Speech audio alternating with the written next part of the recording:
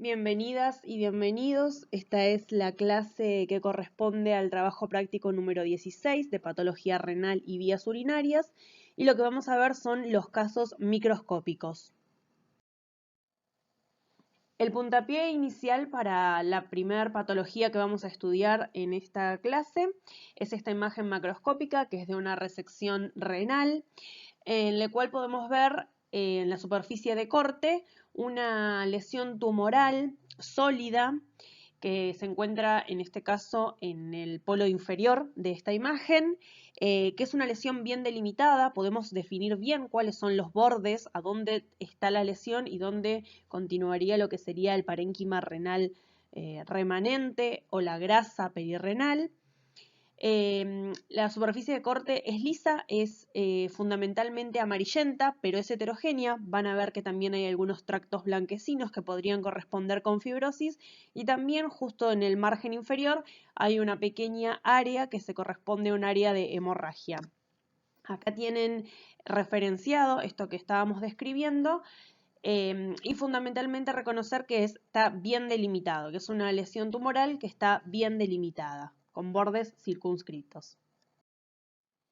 Bueno, antes de seguir con el caso y hacer la descripción histológica y empezar a ver cuáles son todas las características morfológicas de los tumores renales y puntualmente del tumor renal que vamos a estudiar, vamos a repasar un poco cómo es la epidemiología del cáncer renal. Es un tumor poco frecuente, son nada más que el 3% de las neoplasias malignas que se dan en general en un adulto. Van a encontrar muchas formas de clasificarlos. Los pueden clasificar como epiteliales o mesenquimales, los pueden clasificar como benignos, malignos, los pueden clasificar también según las edades de aparición. Hay algunos tumores que son más frecuentes en los niños o niñas. Y después lo que es fundamental que entiendan es que la mayoría, el 85%, son carcinomas. Es por eso que nos vamos a abocar fundamentalmente al carcinoma y más específicamente al carcinoma de células claras, porque de ese 85%, más o menos el 65% son carcinomas de células claras. En frecuencia le sigue el carcinoma papilar de células renales, que es aproximadamente un 15%, y después el cromófobo, que es el 5%. Entonces, vamos a hablar fundamentalmente del carcinoma renal de células claras, pero bueno, tienen que tener en cuenta estos otros dos en orden de frecuencia. Y por ahí también es relevante estudiar el tumor de Wilms en cuanto a las infancias. El carcinoma de células renales se da con una frecuencia bastante más alta en hombres que en mujeres, una relación aproximadamente de 2:1. Y si bien el rango etario es entre los 40 y 60 años, el diagnóstico promedio se hace a los 50 años. Entonces estamos hablando que lo más frecuente es en hombres de 50 años. El 95% son esporádicos. ¿Qué quiere decir esto? Que un pequeño porcentaje, el 5 nada más, se relaciona con algún antecedente familiar, con alguna carga genética. Y la mayoría son unilaterales. Aproximadamente un 1% nada más de los carcinomas de células renales son bilaterales. Como factores de riesgo se proponen fundamentalmente el tabaquismo y la hipertensión arterial. Y la clínica o forma de presentación es variada. La tríada más mencionada en la bibliografía es la de hematuria, que aparece en el 59% de los casos, el dolor en el flanco, ya sea derecho o izquierdo, en función de la lateralidad del tumor, que aparece en el 41% de los casos, y una masa abdominal en el 45% de los casos. Lo cierto es que esta tríada en conjunto aparece en un porcentaje muy bajo de pacientes, pero sí son los síntomas más frecuentes. Por otro lado, como estamos hablando de un tumor maligno, también puede estar como síntoma, por ejemplo, pero más inespecífico, la pérdida de peso. Bueno, también podríamos encontrar anemia, pero digamos que esos tres son los síntomas más relevantes a tener en cuenta cuando hablamos de carcinoma renal. En estas dos imágenes podemos observar la apariencia macroscópica del tumor renal de células claras. Algo muy importante es que por lo general estos tumores están bien circunscritos, tienen bordes bien delimitados, como vemos acá en la imagen.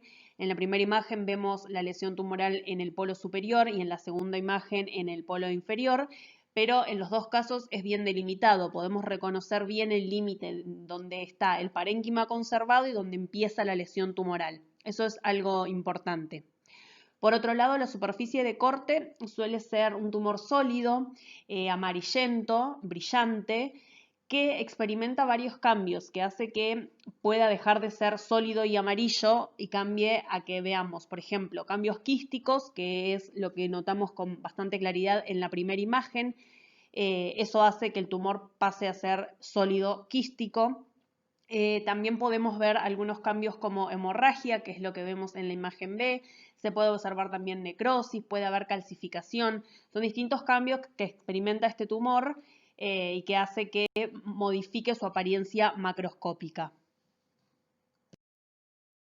Pasando a la histología de este tumor, vemos que hay una correlación entre lo que veíamos macroscópicamente y lo que se ve en esta imagen, que tiene que ver con el límite neto, el límite muy claro entre lo que sería el tumor y el parénquima renal remanente. A la izquierda de esta imagen vemos el parénquima renal conservado y con un límite muy claro, casi hacia la mitad de la imagen, vemos hacia la derecha lo que sería la población celular tumoral. El patrón de crecimiento es predominantemente sólido en estos tumores, pero en general hay varios patrones de distribución y esto puede variar no solo entre distintos tumores, sino también entre las distintas áreas de un mismo tumor. Puede haber una disposición más alveolar, trabecular, sólido, que es lo más frecuente, puede haber una distribución microquística. Y algo que es muy relevante es que las células tumorales están separadas por una red muy importante, una red prominente de vasos sanguíneos, que acá vemos con más detalle. Este patrón vascular es un criterio importante para el diagnóstico de estos tumores, es una característica muy propia del tumor de células claras. Son vasos pequeños con paredes muy delgadas, que acá las vemos con mayor aumento. Acá vemos con mayor aumento las características citológicas de este tumor. Dijimos que son células grandes, poligonales y de citoplasma claro. En cuanto al citoplasma, es importante tener en cuenta que esa apariencia puede variar. Puede ir desde ópticamente claro hasta densamente granular. Y en esos casos, cuando son muy granulares, cobra relevancia o es muy importante tener en cuenta lo que hablábamos en la diapositiva anterior de la red vascular que hay entre las células tumorales para ayudar al diagnóstico. La apariencia clara de las células se debe a la acumulación de glucógeno por anomalías que se dan en el metabolismo de los carbohidratos y a la acumulación de lípidos justamente en el citoplasma que le dan esta característica que le otorga el nombre al tumor de células claras. Generalmente los núcleos de este tumor son de ubicación central y lo importante es que el tamaño, el patrón de la cromatina y la apariencia del nucleolo es muy variable entre un tumor y otro. Y esas tres características, es decir, el tamaño, el patrón de la cromatina y la apariencia de los nucleolos, es lo que es la base para la clasificación microscópica. Microscópicamente, la Organización Mundial de la Salud y el sistema de clasificación de la Sociedad Internacional de Patología Urológica proponen 4 grados, 1, 2, 3 y 4 en función de estos criterios. Acá en esta imagen hay un ejemplo de cada uno. En el grado 1 los nucleolos están ausentes o son poco visibles y basófilos cuando estamos en un aumento de 400 por. En el grado 2 los nucleolos son conspicuos, digamos, o eosinófilos en el aumento de 400 por, o son visibles, pero no son prominentes cuando estamos en un aumento de 100 por. Cuando ya es un grado 3, ya con 100 por podemos identificar los nucleolos eosinófilos, ya con ese aumento. Y en el grado 4 hay un pleomorfismo nuclear muy grande o puede haber algún otro tipo de diferenciación que está dentro de los subtipos, que sería una diferenciación rhabdoide o sarcomatoide. No es relevante que ustedes recuerden específicamente cada uno de estos grados o las características o en qué aumento se tiene que ver, pero sí que tengan en cuenta que la clasificación microscópica de este tumor va a estar dada en función justamente del núcleo, de cuál es el tamaño del núcleo, cómo está la cromatina y las características del nucleolo. Yo les dejo acá la tabla donde por ahí desarrolla justamente cuáles son los criterios de cada uno de los grados, pero lo importante es tener en cuenta cómo clasifico microscópicamente, o sea, en función de qué hago la clasificación microscópica, qué es lo que tengo que tener en cuenta o ir a observar. En cuanto a la inmunohistoquímica de este tumor, por lo general los carcinomas de células renales claras convencionales tienen una diferenciación justamente hacia el tipo de epitelio del túbulo proximal.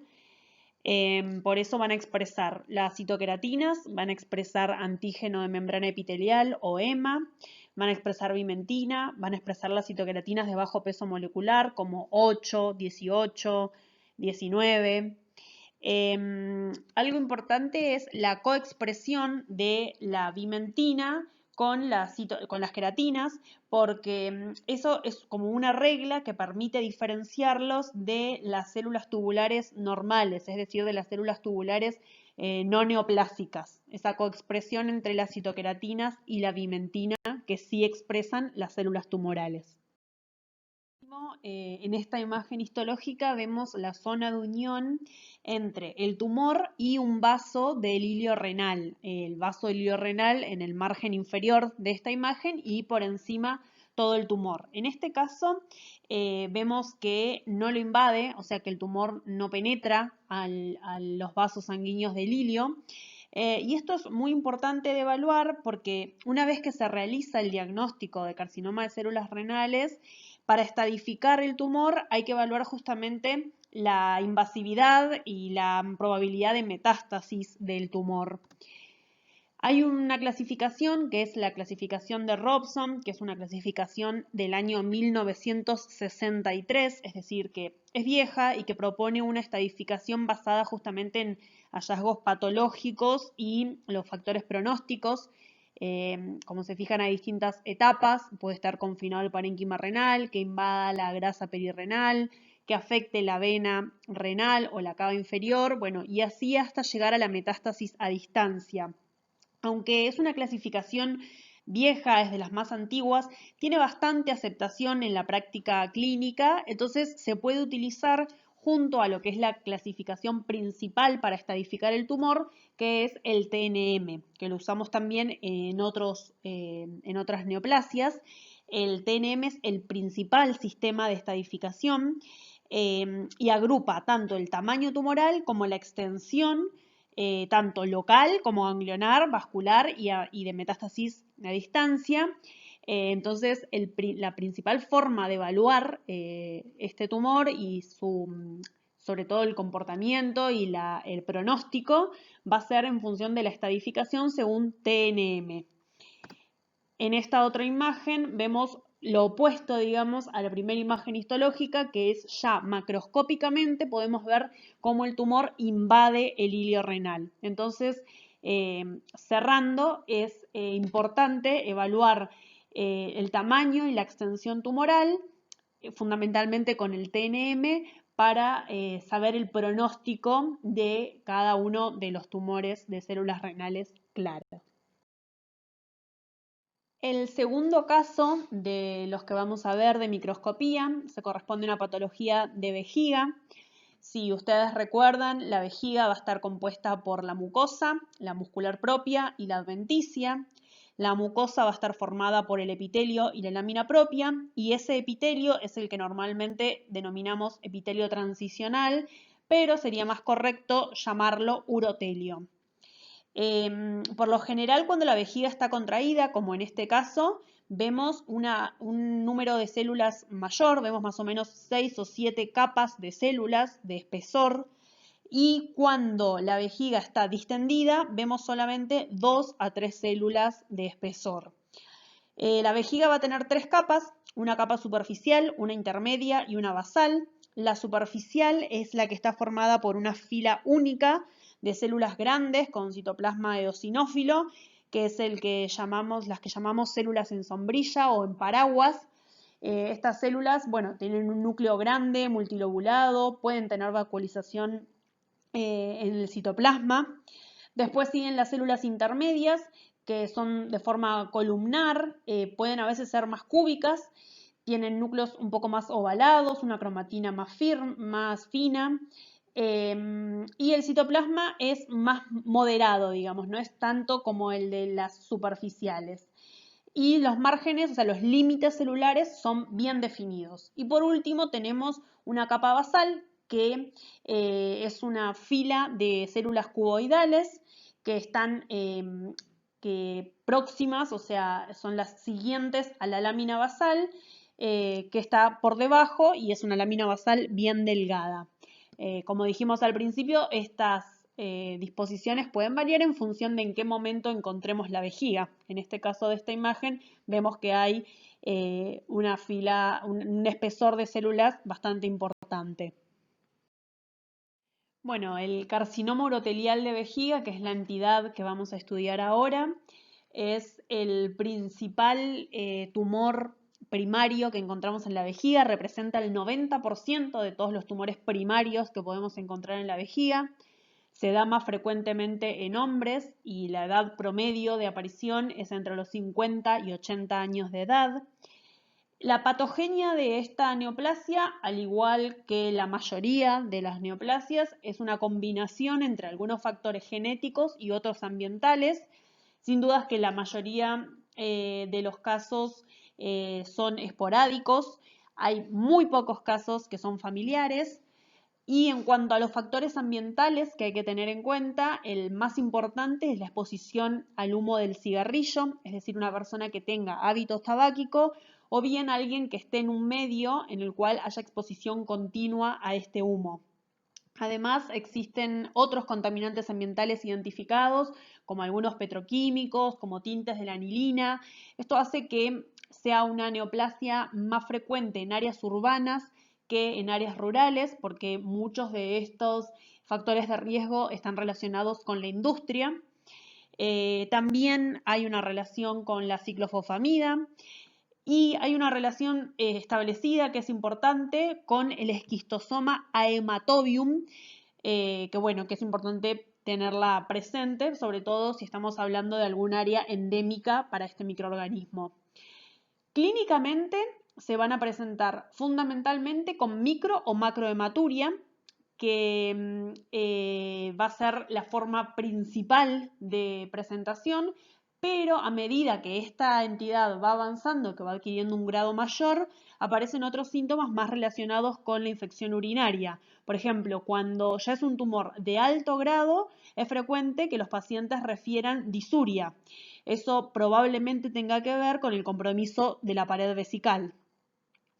En cuanto a la distribución del tumor, puede aparecer en cualquier parte de la vejiga, pero hay algunas áreas más frecuentes que otras. Lo más frecuente son las paredes laterales de la vejiga, que representan el 37% de los tumores. Después le sigue la pared posterior, donde se localizan el 18% de los tumores de los carcinomas uroteliales. Y después, con menor frecuencia, el resto de las áreas anatómicas de la vejiga. Por ejemplo, en el trígono se localiza un 12%, en el cuello vesical un 11%, en los orificios ureterales un 10%, y lo que sí es importante es que en la pared anterior solo hay un 4% de presentación. Entonces, lo más frecuente sería paredes laterales y le sigue posterior. Bueno, si bien la entidad que vamos a estudiar es el carcinoma urotelial invasor, es importante en las neoplasias uroteliales poder clasificar a todas las entidades más allá de la invasora, fundamentalmente porque son lesiones precursoras para el carcinoma invasor. Entonces, en ese sentido tenemos primero dos grandes grupos, que son las lesiones planas y las lesiones papilares. Dentro de las lesiones planas tenemos o displasia urotelial o el carcinoma in situ. De estas dos es fundamental que reconozcan el carcinoma in situ porque justamente es una lesión precursora, es la segunda lesión precursora más importante para el carcinoma urotelial invasor y además el 60% de estas lesiones, de los carcinomas in situ, si no se tratan van a evolucionar a un carcinoma invasor, es decir que es alta la probabilidad de evolución sin tratamiento. ¿Cómo lo vemos? Lo vemos así. Fíjense que en el margen superior izquierdo tienen lo que sería el carcinoma in situ y en contrapartida, en el margen inferior derecho, un urotelio normal.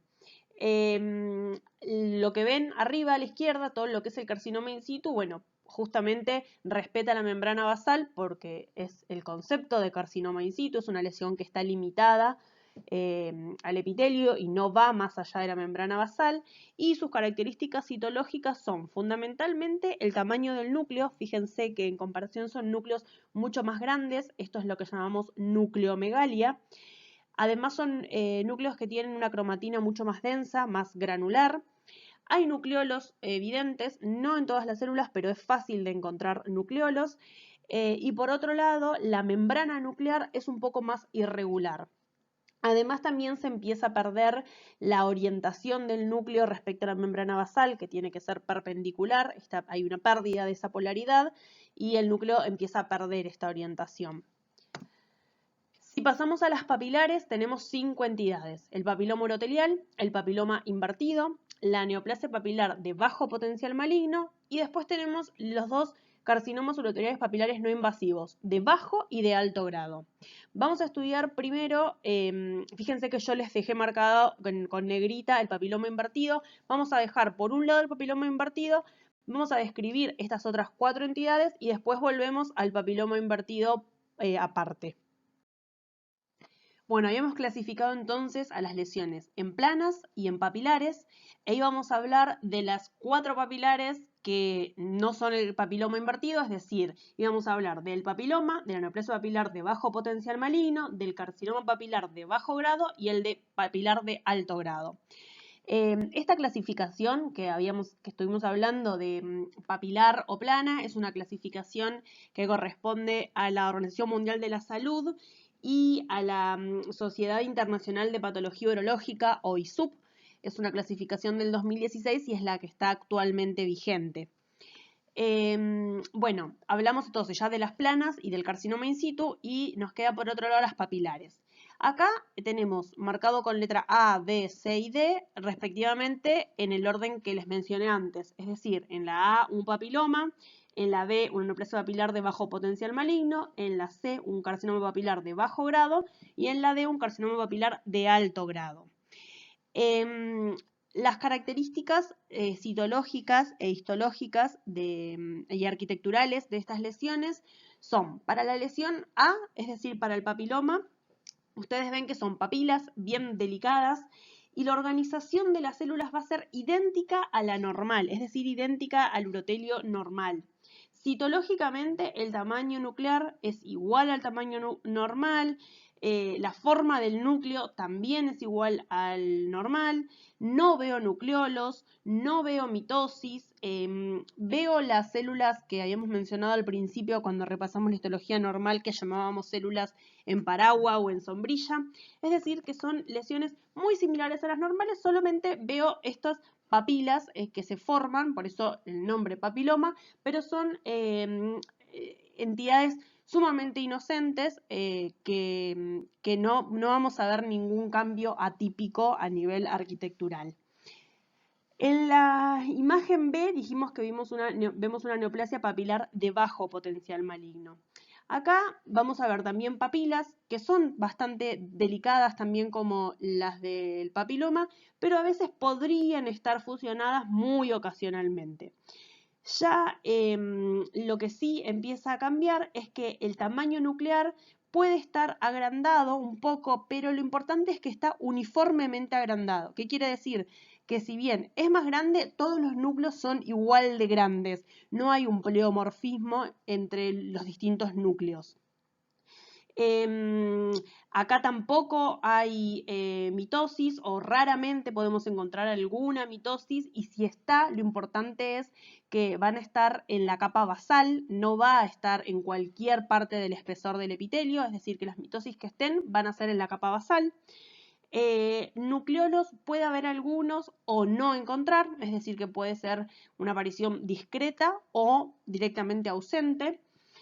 Y si nos vamos ya a la imagen C del carcinoma papilar de bajo grado, ahí sí ya vamos a ver más frecuentemente a estas papilas ya fusionadas o ramificadas, que no lo veíamos en la imagen B. Las células están bastante ordenadas, pero hay más apiñamiento, es decir, están más pegadas una con otras y hay un poco de pérdida de la polaridad. En cuanto a los nucleolos, acá ya sí son un poco más visibles que lo que decíamos en la imagen B. Hay nucleolos más visibles y ocasionalmente podemos ver mitosis. Ocasionalmente quiere decir que no va a estar lleno de mitosis, sino que van a haber pocas, pero lo que lo diferencia de lo anterior es que acá sí pueden estar en todo el espesor del epitelio. Antes, en la imagen B, estaban solamente en el estrato basal y acá puede estar en cualquier nivel. Y en la imagen D tenemos lo que sería el carcinoma papilar de alto grado. Acá las papilas también están fusionadas, ramificadas. La organización celular ya es mucho más desordenada, hay mucha más pérdida de la polaridad. Los núcleos están más grandes y también esto también corresponde a lo que sería la imagen C. ¿Se acuerdan que yo en el B le había dicho que el tamaño de los núcleos podía ser más grande, pero uniformemente agrandados? Tanto en C como en D va a haber núcleos agrandados, pero va a haber pleomorfismo, es decir, que el tamaño de los núcleos va a ir variando entre una célula y otra célula. En el D, en el carcinoma papilar de alto grado, las mitosis van a ser mucho más frecuentes y van a estar también en cualquier nivel de la pared. Y algo que es característico es que las células en sombrilla o en paraguas pueden estar ausentes. Entonces, acá tenemos lo que serían estas 4 entidades que veíamos como lesiones papilares. Bueno, entonces mencionamos recién las características histológicas de estas 4 lesiones papilares. Lo que es fundamental es entender que, bueno, obviamente a medida que vamos progresando de lesión hay más cambios, más pleomorfismo nuclear, mayor desorganización, ramificación o fusión de las papilas. Hay pérdida de las células en sombrilla, pero lo más importante es tener en cuenta cuál es la importancia en cuanto al pronóstico de cada una de estas lesiones. Entonces acá van a encontrar esta tabla donde pueden ver tanto la recidiva como la progresión a un grado mayor, como la progresión a otro estadio, como la supervivencia. Fíjense que el papiloma tiene una supervivencia del 100%, las neoplasias de bajo potencial maligno entre el 93 y 100%. Es decir, que estas dos primeras entidades son entidades benignas. Por eso también en esta clasificación el nombre para estas lesiones no implica la palabra carcinoma, son o papiloma o neoplasia de bajo potencial maligno. En cambio, las otras dos entidades ya sí llevan en su nomenclatura la palabra carcinoma, unas de bajo grado y otras de alto grado, pero ya las nombramos como carcinoma. De todas formas, fíjense que la tasa de supervivencia es alta y que la progresión en un estadio mayor no es tanto. En el carcinoma de alto grado es un poco más, digamos, porque es del 15 al 40%. Por eso estas lesiones, los carcinomas de alto grado, al igual que el carcinoma in situ, deben ser identificados y tratados porque son los que con mayor probabilidad progresen al carcinoma invasor. Y nos había quedado, por otro lado, el papiloma invertido, que era la quinta entidad dentro de las lesiones papilares. El papiloma invertido se encuentra con más frecuencia en hombres adultos o ancianos. Por lo general, como ubicación va a darse en lo que es el trígono o el cuello vesical o la uretra prostática. Es por lo general solitario, una sola lesión, y clínicamente va a presentarse con hematuria u obstrucción. Microscópicamente, esta lesión, que es benigna, y eso lo tienen que tener en cuenta, al igual que el papiloma que mencionamos antes, este papiloma invertido también es una lesión benigna. Microscópicamente, lo más representativo es esto, que es la invaginación del epitelio, en el cual no vemos características atípicas. Ocasionalmente el epitelio puede estar un poco más espumoso o vacuolado, pero es una lesión benigna en el cual se invagina el epitelio. No hay papilas o solo muy focalmente y hay muy poquito tejido conectivo. Bueno, y ahora sí, ya descriptas las lesiones, todas las neoplasias uroteliales, las planas y las papilares, pasamos al carcinoma urotelial invasivo, que es la neoplasia urotelial invasiva, es decir, que va más allá de la membrana basal. Es importante entonces recordar que tanto las lesiones papilares como planas pueden ser precursoras al carcinoma infiltrante, puede ser un carcinoma papilar infiltrante o un carcinoma plano infiltrante, dependiendo de la lesión precursora.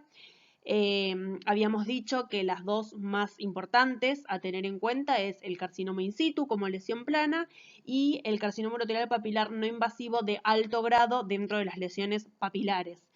En ambas entidades las células son discohesivas, pierden la cohesividad, entonces es muy frecuente encontrarlas en orina porque se desprenden y en una citología de orina podría estudiar la posibilidad de ya estar frente a una neoplasia maligna. Entonces, o una precursora con altas probabilidades de malignizar. Entonces, estas dos entidades son importantes y el primer paso sería justamente la citología urinaria.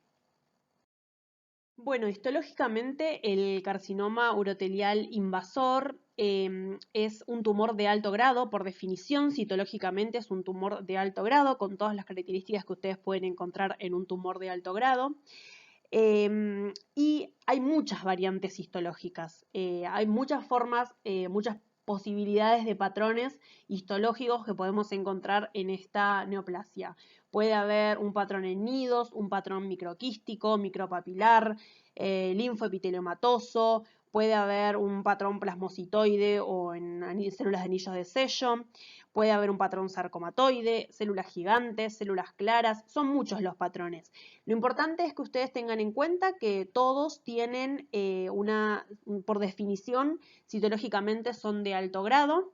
Y acá yo les puse 4 ejemplos de las variantes, como para que tengan en cuenta justamente que hay muchas variantes, pero no es relevante que profundicen en cada una de estas variantes histológicas y en su descripción, sí tener en cuenta que todas son tumores de alto grado. La imagen 1 corresponde a una variante escamosa, la imagen 2 corresponde a una micropapilar, en la imagen 3 vemos la variante linfoepiteliomatosa y en la imagen 4 vemos la variante plasmocitoide o en células de anillo de sello. Lo que sí es muy importante que tengan en cuenta y que no se olviden de considerar cuando hablamos del carcinoma urotelial invasor es detectar la profundidad de la invasión, ya que el estadio patológico es el factor pronóstico más importante. Es decir, que acá vemos, por ejemplo, en este caso, cómo está invadiendo la muscular propia.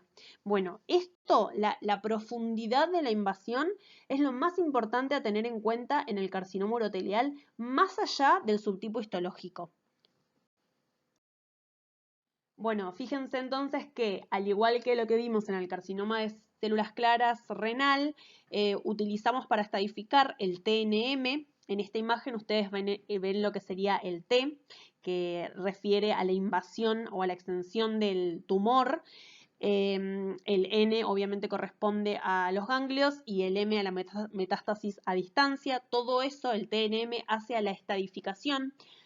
Y es fundamental que recuerden que la estadificación en el momento del diagnóstico es el factor pronóstico más importante en esta enfermedad. Acá ven gráficamente el T, cómo va variando, cómo va aumentando en función de cuánto invade en profundidad. La invasión del músculo es fundamental y es algo que hay que informar siempre y cuando la biopsia permita evaluar la profundidad, pero es fundamental porque de esto va a depender el tratamiento. La terapia del carcinoma de vejiga va a ser individualizada en función de la edad del paciente, del riesgo quirúrgico, porque recuerden que son neoplasias que se dan en adultos y pueden ser fundamentalmente adultos mayores, entonces el riesgo quirúrgico es fundamental, tener en cuenta el costo y beneficio, el balance para decidir la terapéutica. Por otro lado, además de individualizarlo en función del paciente, su edad y su riesgo quirúrgico, comorbilidades, etc., hay que tener en cuenta la extensión, el estadio y el grado microscópico del tumor. En función de eso se individualiza la terapéutica y se decide la conducta de cada paciente.